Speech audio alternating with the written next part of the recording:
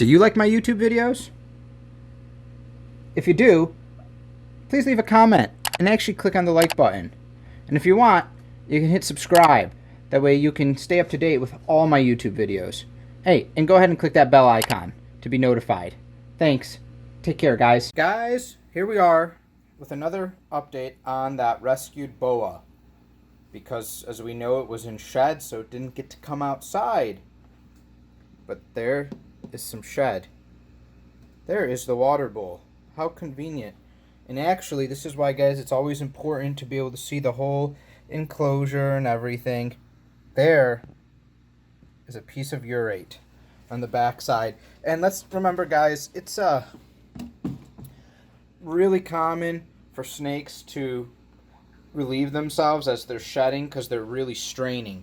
So it's a bit shocking because this boa actually took a massive bathroom, poo and urates, while it was in shed, before it shed. So I can't wait to take it out and see what it actually looks like.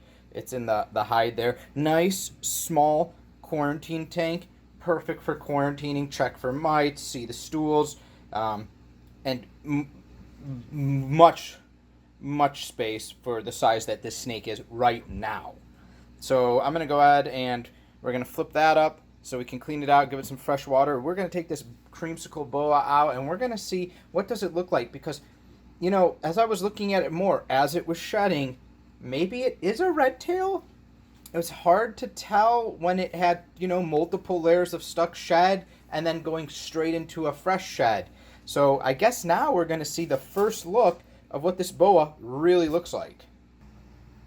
Okay, so before I even take them out, I've just uncovered them, cleaned up the shed. It's a nice big shed. Not 100% perfect. That's okay. A little bit of stuck shed on the eye right there. Probably some more on the tip of the tail. I see a little bit on the head even right there. But that's super easy to take care of. And guys, I just want to let you know, his humidity was perfect. I even soaked him the day before the shed. I made sure his humidity was pumped up in here, wet his substrate down, especially underneath the hide that he then went in. Sometimes, guys, you have perfect humidity, but still, for 100% perfect shed, doesn't always happen, even if everything is optimal, which is okay. Definitely in a defensive posture, but man, look at these colors. Definitely so beautiful, and we didn't get to see these bright colors when we first got them a couple weeks ago. So I'm going to pull them out, I'm going to look them over, and then we're going to get back into this. Okay, and here's this crazy guy. I just thought this was cool with the shadow because he's wrapped around my hand, and then he was like going straight up in the air. Still a little bit defensive, hasn't struck, and the only piece of stuck shed I see is by the eye, although it's not the eye cap, but it goes into the eye. Here's also something. I mean, let's look at this beautiful boa. So definitely, you know, it's got that orange and whitish color, more of a coral, and I'm thinking there's a couple. Here's the hard thing with boas. Hi. Why does every snake I have want to go into the camera? There's a couple things. This color of boa, it's pretty hard. There's a couple morphs that are close to looking like this. Could be a sunglow red tail. You know, there's some coral boas. But the question I bring up is, why do I bring up the red tail? Well, let's watch the pattern. Okay. And then as we go down, you know, it wraps around one more time. Here we start going to the tail. So still right now it's orange, orange, orange. But as soon as we turn, right about here, we actually have red, and a pretty dark red, especially, oh God, I gotta like twist my wrist all the way around here. Especially as we get to the end, we get like a darker red, so maybe this is a red tail. I would have to, I mean, especially the tip on the end right there, that is blood red in coloring. So, maybe we actually have someone who said they were surrendering a red tail, and it actually ends up being a red tail. Is that possible for us?